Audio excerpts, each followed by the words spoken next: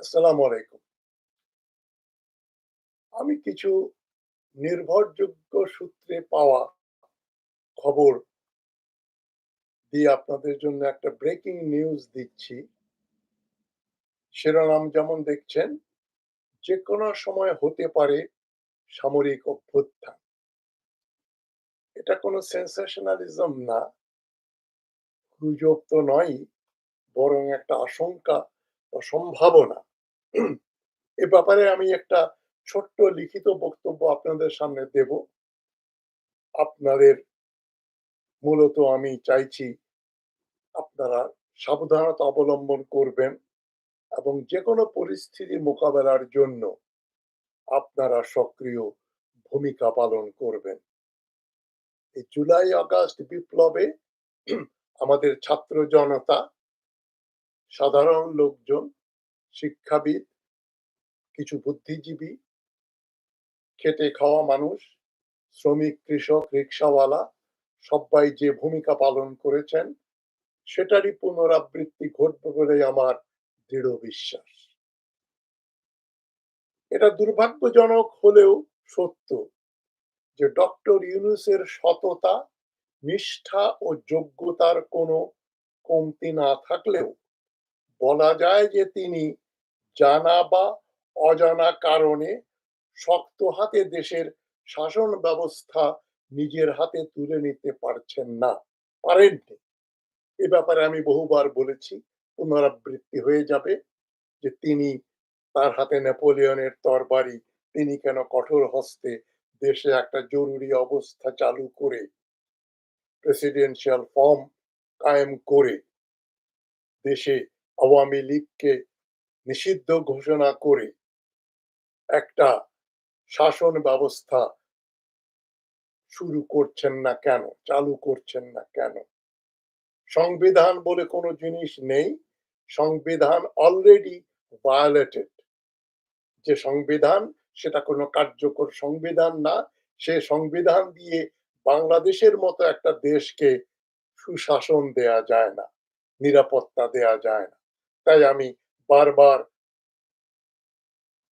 আশার এগেইনস্টে আশা করে যাচ্ছি, হোপ এগেইনস্ট হোপ। যাই হোক, উনার যোগ্যতা থাকলেও বিশেষ কারণে, হয়তোবা কোনো চাপ, তিনি দেশের শাসন ব্যবস্থা নিজের হাতে তুলে নিচ্ছেন না। শাসনতন্ত্র পুরোপুরি নতুন পরিবর্তন করে নতুন শাসনতন্ত্র গঠন করা, নিজে প্রেসিডেন্ট হয়ে দেশে একটা শাসন ব্যবস্থা চালু করা, যেটা সবার কাম্য। যেটা আমি বলেছি বহুবার, দেশে একটা বিপ্লব হয়েছে, যেটা দুর্ভাগ্যজনকভাবে সত্য, হলেও সত্য যে স্বয়ং ডক্টর ইউনূস সেটা অনুধাবন করতে পারছেন না। ছাত্র জনতাও সেটা বুঝতে পারছেন না। আমি বারবার আমার এই ক্ষীণ কণ্ঠে আওয়াজ তুলছি যে আপনারা একটা বিপ্লবোত্তর বাংলাদেশে বাস করছেন, নতুন বাংলাদেশ, নতুন সদ্য দ্বিতীয়বার স্বাধীনতা পাওয়া বাংলাদেশ, কিন্তু কেউ সেটাকে আমলে আনছেন না। যাই হোক, হাসিনা উত্তর বাংলাদেশ একটা নতুন বাংলাদেশ। তবে অনেকেই মনে করেন ইউনূস নিজে এবং বিপ্লবী ছাত্র জনতা এখনো বুঝে উঠতে পারেননি যে দেশে একটা বিপ্লব হয়েছে, যেটা বললাম। আর এই বিপ্লবকে একটা সফল বিপ্লব হিসেবে টিকিয়ে রাখার দায়িত্ব তাদের এবং সমষ্টিগতভাবে আমাদের সবার। আমরা জানি আরব বসন্তের ফলে কি হয়েছিল। বিপ্লব হয়েও বিপ্লব ব্যর্থ হয়ে গেল। মানে তিউনিসিয়াতে, লিবিয়াতে, মিশরে, ইয়েমেনে, সিরিয়াতে, সর্বত্র আরব বসন্তের বিপ্লবগুলো বিফল হয়ে গেল। তার পুনরাবৃত্তি যেন বাংলাদেশে না ঘটে, আমরা এটা সহ্য করতে পারবো না, আমরা সামাল দিতে পারবো না। তাই এই বিপ্লবকে টিকিয়ে রাখার দায়িত্ব আমার, আপনার, তোমাদের সব্বার। ডক্টর ইউনূস থেকে শুরু করে তার যে উপদেষ্টা সভা রয়েছে, তাদেরও দায়িত্ব রয়েছে তবে তাদের কাছে আমরা খুব একটা বড় কিছু আশা করি না। মূল কাজটা তোমাদেরই করতে হবে, আমি ছাত্র সমাজকে বলছি। ডক্টর ইউনূস তার স্বভাবসুলভ ভদ্রতা ও সৌজন্যের কারণে বা কোনো বিশেষ গোষ্ঠীর চাপের জন্য, সেনাবাহিনী হতে পারে, জেনারেল ওয়াকার হতে পারে, এখনো কোনো শক্ত বা কঠিন সিদ্ধান্ত গ্রহণ করে দেশে একটা বিপ্লবী সরকার গঠন করতে ব্যর্থ হয়েছে। ফলে তার উপদেষ্টা সভায় কিছু বিতর্কিত মানুষের অনুপ্রবেশ ঘটেছে, যেমন আসিফ নজরুল, যেমন ব্রিগেডিয়ার সাখাওয়াত হোসেন এবং আরো ২-৪ জন।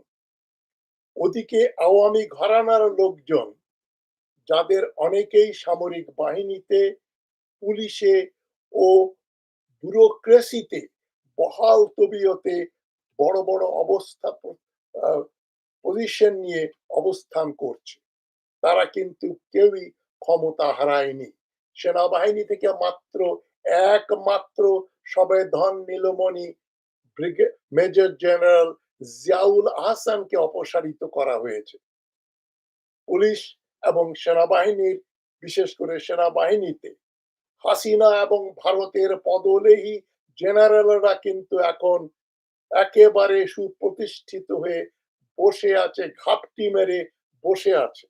এরা যে কোনো সময় ভারত ও হাসিনার পক্ষে অস্ত্র ধারণ করতে পারে। তবে তারা ছাত্র জনতার এই বিপ্লবের যে মূর্তি, সেটা দেখে তারা এখনো শঙ্কিত। তারা সহজে কিছু করতে সাহস পাচ্ছে না। কতদিন এটা তারা করবে না বলা মুশকিল। তারা একটা অভ্যুত্থান ঘটাতে পারে।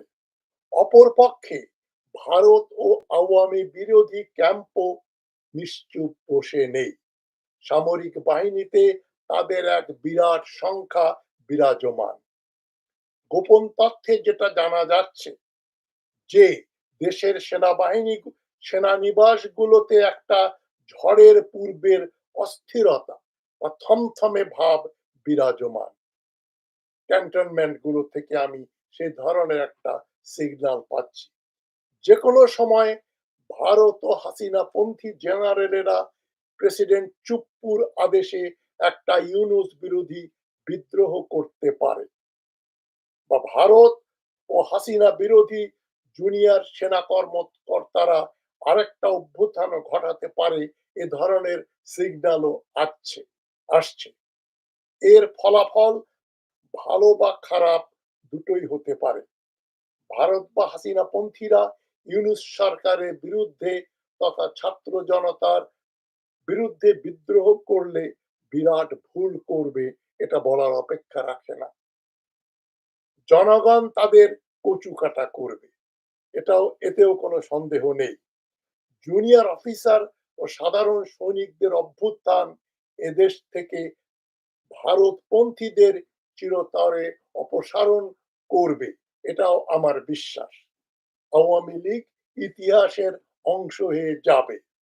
অ্যাটর্নি জেনারেল এবং আসিফ নজরুল সাহেবরা যাই বলেন না কেন, এই যে আদালত এই রিট পিটিশন বাতিল করে দিল, যে রিট পিটিশনে বলা হয়েছিল আওয়ামী লীগকে একটা ফ্যাসিস্ট পার্টি, এই জন্য তাকে নিষিদ্ধ করা হোক, এই রিট পিটিশনকে খারিজ করে দেয়া বাংলাদেশের আইন আদালতের ইতিহাসে একটা কলঙ্কজনক রায় হয়ে চিরস্মরণীয় হয়ে থাকবে, ধিকৃত হয়ে থাকবে বলে আমার বিশ্বাস। ডক্টর ইউনূস আইন বিভাগের স্বতন্ত্রতা, আইন বিভাগের স্বাধীনতার প্রতি শ্রদ্ধাশীল হয়ে হয়তো চুপ রয়েছেন, তবে ডক্টর ইউনূস এটা চুপ থাকার সময় নয়। আপনি কিছু করুন, নইলে সেনাবাহিনীতে ভারতপন্থীরা আপনাকে ছোবল মারতে পারে। তবে আমি আশাবাদী যে জুনিয়র অফিসার এবং সৈনিকেরা যারা এই বিপ্লবের সাথী, তারা তাদের বিষ দাঁত ভেঙে দেবে। যাই হোক, আমি আপনাদেরকে একটু সাবধানতা অবলম্বন করতে বলছি এবং নিচের দিক থেকে চাপ সৃষ্টি করতে বলছি, যাতে ডক্টর ইউনূস আওয়ামী লীগকে নিষিদ্ধ ঘোষণা করা এবং আওয়ামী পন্থী ভারতপন্থী যে সমস্ত লোক তার চারপাশে ঘুরঘুর করছে তাদেরকে টেনে হিঁচড়ে বের করে দেওয়ার একটা ব্যবস্থা করবেন। আপনাদের চাপ থাকলে সেটা সম্ভব, নইলে সম্ভব নয়। আমার এই ক্ষীণ কণ্ঠ হয়তো তার কান পর্যন্ত পৌঁছায় না। যাই হোক, ভালো থাকবেন।